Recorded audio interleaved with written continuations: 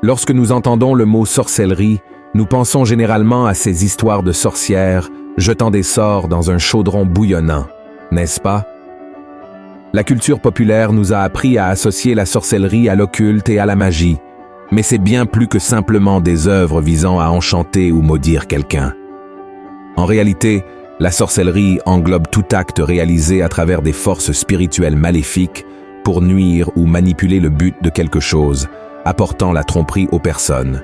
Ce n'est pas une coïncidence si la Bible, tant dans l'Ancien que dans le Nouveau Testament, condamne toutes sortes de sorcellerie, précisant que tout ce qui y est associé ne vient pas de Dieu, mais de Satan et de ses démons.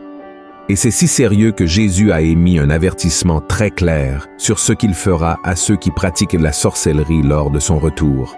Dans le chapitre 21 de l'Apocalypse, le Seigneur a déclaré « Mais pour les lâches, les incrédules, les abominables, les meurtriers, les impudiques, les enchanteurs, les idolâtres et tous les menteurs, leur part sera dans l'étang ardent de feu et de soufre, ce qui est la seconde mort. » Regardez ceci, frères et sœurs, aussi puissante que soit la force destructrice de la sorcellerie. Son aptitude à s'infiltrer dans n'importe quel domaine de la vie des gens et des institutions sans que personne ne s'en rende compte est tout aussi redoutable. Elle peut se déguiser en bon esprit et commencer à vivre parmi nous sans nous déranger.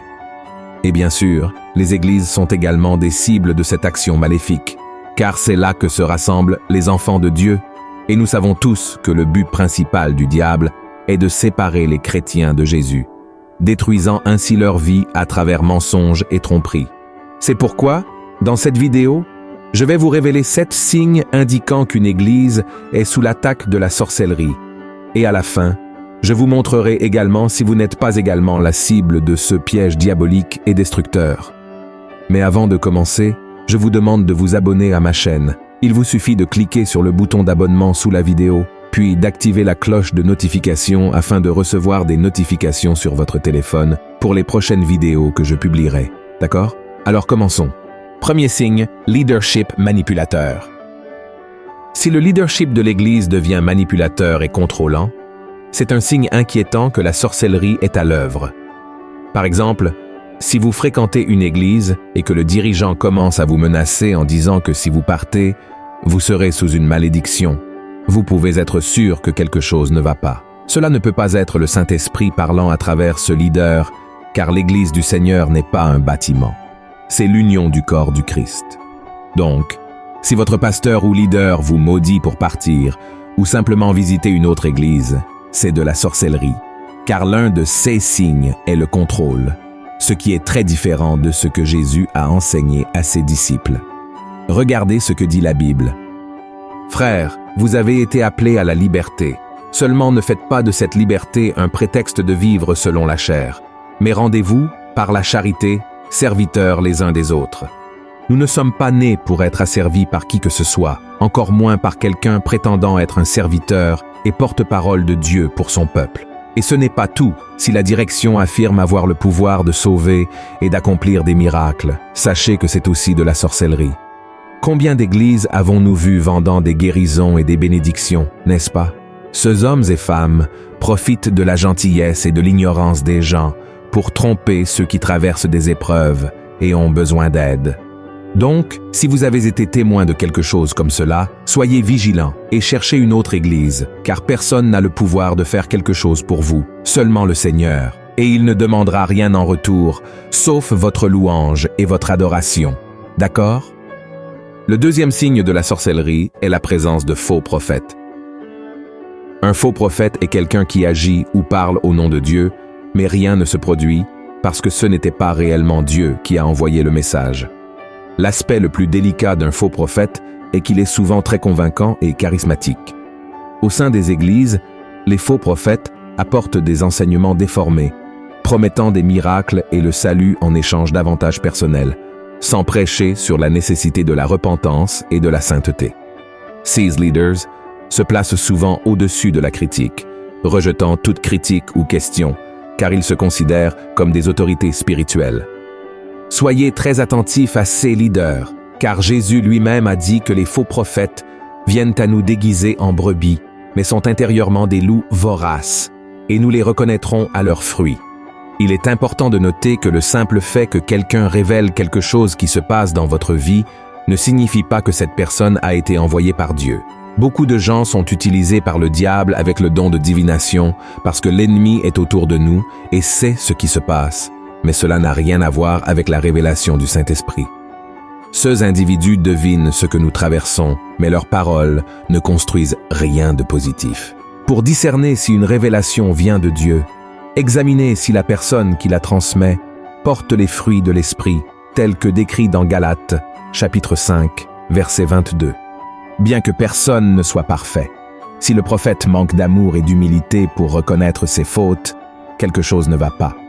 Supposons que vous ne connaissiez pas cette personne et que vous n'ayez aucune information sur sa vie. Dans ce cas, ce que vous devriez faire est d'examiner la prophétie.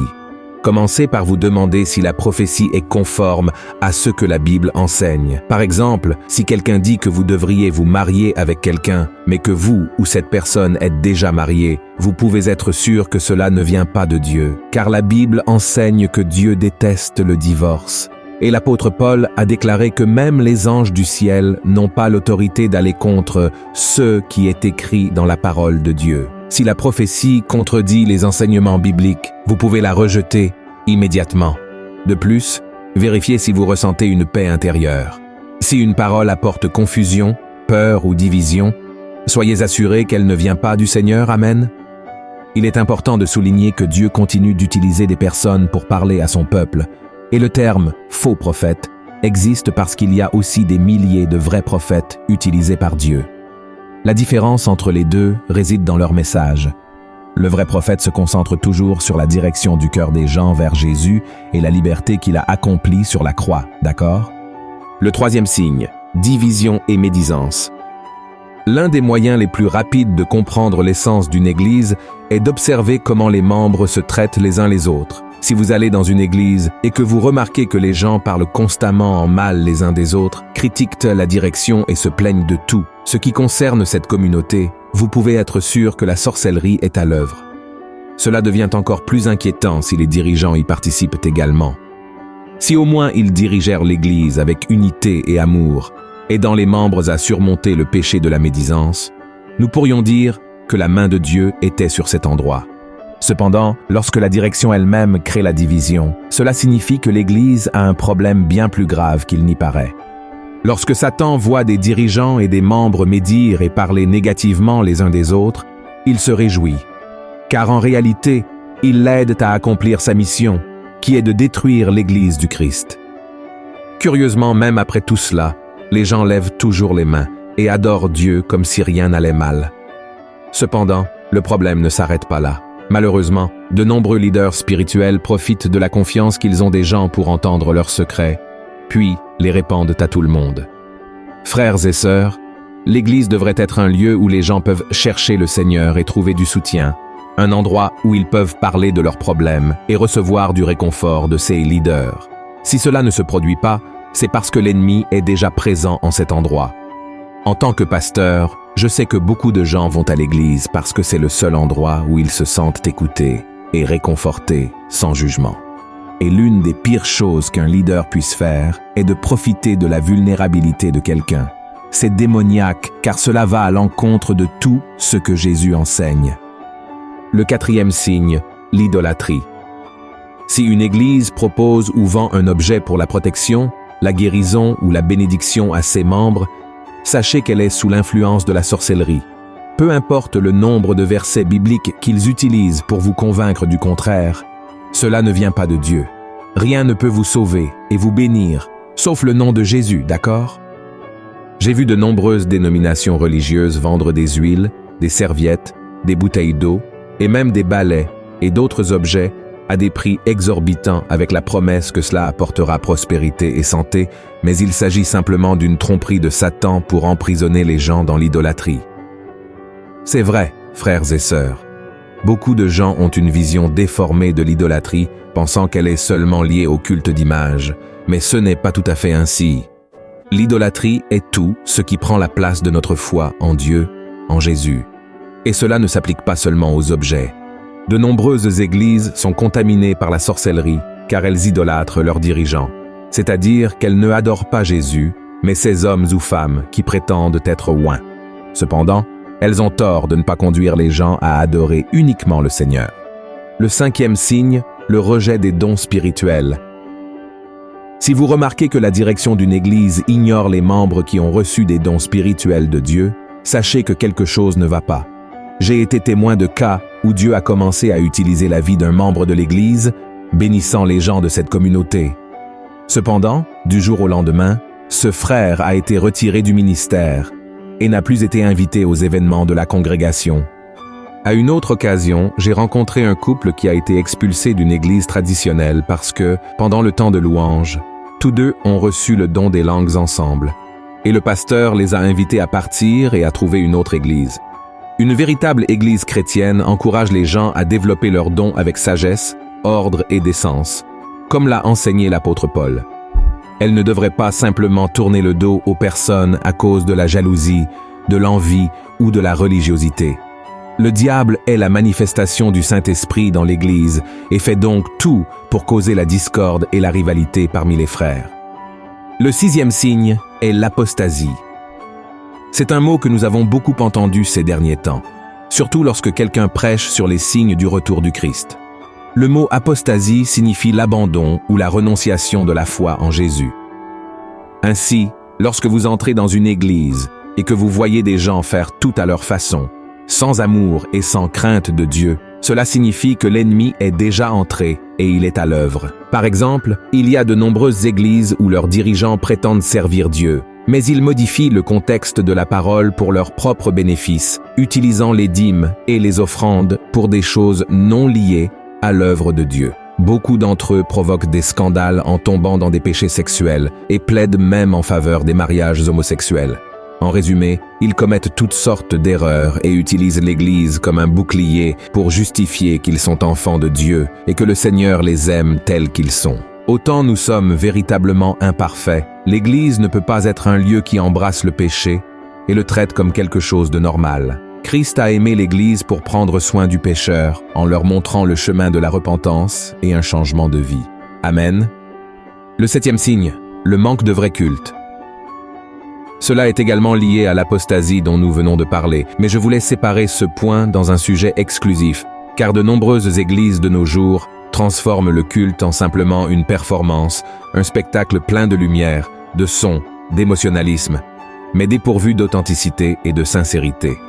C'est le résultat de la sorcellerie, contrairement à ceux que Jésus lui-même a déclaré dans le chapitre 4 de Jean, que seuls ceux qui adorent le Père en esprit et en vérité sont de vrais adorateurs. Je ne sais pas pour vous, mais j'ai vu de nombreuses églises où les membres et les ministres de louange jouent avec le culte, mélangeant l'adoration avec des chansons séculaires, sans se préoccuper de savoir si cela compromet la sainteté de Dieu. Lorsque vous venez dans une telle église, vous remarquez un environnement animé, mais dépourvu de vraie paix, parce que le Saint-Esprit n'est plus là.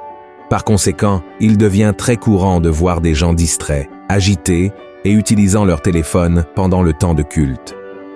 Cela s'applique également aux prédications où les prédicateurs s'habillent de manière serrée, portent des vêtements sensuels, ressemblant à des artistes du monde. Je ne dis pas qu'une personne ne peut pas être élégante, mais l'accent est trop mis sur l'apparence physique, cherchant l'attention pour soi-même. Avant de conclure, je veux ouvrir vos yeux sur quelque chose qui peut vous rendre cible de ce piège diabolique appelé sorcellerie. Dans l'Ancien Testament, la Bible montre que le roi Saül a perdu l'onction que Dieu avait versée sur lui en se livrant à des pratiques occultes. Voyez ce que le prophète Samuel lui a dit. « Car la désobéissance est aussi coupable que la divination, et la résistance ne l'est pas moins que l'idolâtrie et les téraphim. Puisque tu as rejeté la parole de l'Éternel, il te rejette aussi comme roi. Regardez ceci, frères et sœurs, la rébellion consiste à pécher délibérément contre Dieu, avec l'intention de désobéir, en choisissant le péché, en sachant que c'est mal, et en ne se repentant pas du tout. Alors la question est, y a-t-il un domaine de votre vie dominé par ce type de sorcellerie? Peut-être que c'est la pornographie, la prostitution, le mensonge, la malhonnêteté, peu importe ce que cela peut être. Dieu vous dit d'abandonner ces pratiques aujourd'hui afin de ne pas récolter les amères conséquences du péché. Amen. Je vous demande maintenant de partager cette vidéo avec autant de personnes que possible. Propageons le message de la parole du Seigneur, d'accord? Que Dieu vous bénisse. Je vous verrai dans la prochaine vidéo. Une grande étreinte.